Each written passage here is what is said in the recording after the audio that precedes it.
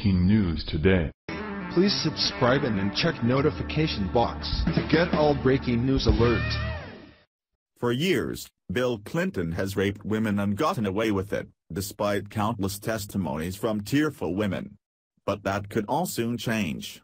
Within the past 24 hours, Bill has been launched into the center of huge sex scandal, after 4 brave women are risking their lives to sue Bill in court, where they reportedly have evidence to prove that Bill raped them while they were teens. As we learn vomit-inducing details about how Bill nicknamed the private jet RFCK-1, as the airplane became the crime scene for him to carry out his disgusting sexual assaults. Another Democrat just got busted in a disgusting sex crime on his crew of female staffers.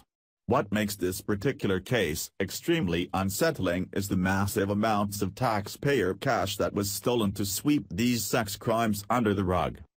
According to breaking reports that has the hypocritical left in an uproar, a leading Democratic congressman settled a wrongful dismissal complaint for more than $27,000 in taxpayer funding after he allegedly fired the staffer because she would not succumb to his sexual advances, the Daily Caller reports. Michigan Representative John Conyers is a serial sexual predator who is being exposed as constantly victimizing his female staffers. This information is being released through sworn affidavits signed by Conyers' former female staffers, after right-wing investigator Mike Cernovich released the documents to BuzzFeed News. The Daily Caller reports. One former female employee filed a complaint with the Congressional Office of Compliance in 2014, alleging that she was fired for rebuffing Conyers' sexual advances. It was that employee who eventually received a $27,111.75 settlement in 2015, in exchange for a confidentiality agreement. The congressman did not admit to fault as part of the settlement agreement. In her complaint, the former employee said Conyers repeatedly asked her for sexual favors and often asked her to join him in a hotel room.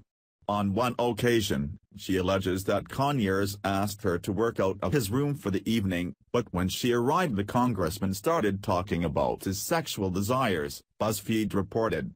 She alleged he then told her she needed to touch it, in reference to his penis, or find him a woman who would meet his sexual demands. Conyers regularly made sexual advances on female staffers and would ask them for sexual favors, according to the affidavits signed by his former staffers. Rep.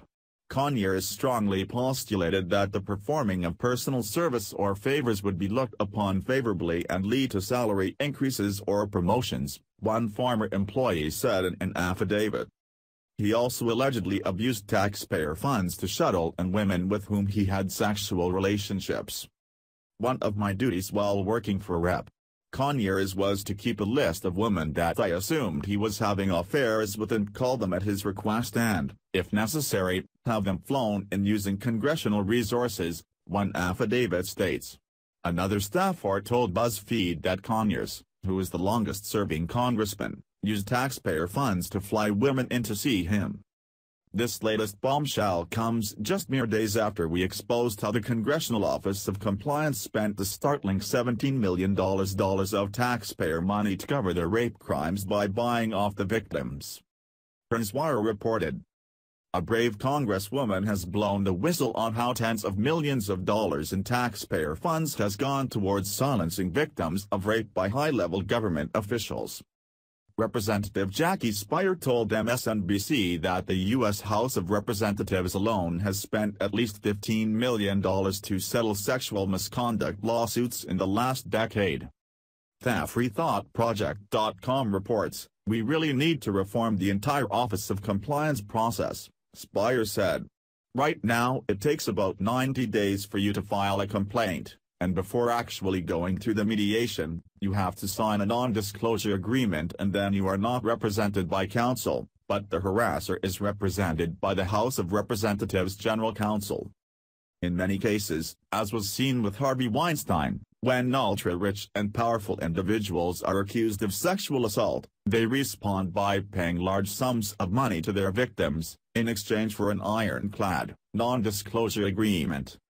It's high time that liberals are held accountable for their crimes. It's absolutely insane how Bill the Rapist and these other leftist predators have managed to stick their man parts in whoever they wanted over the years, all while the left wants to continue to invent fake sex scandals about Republicans right before an election is held.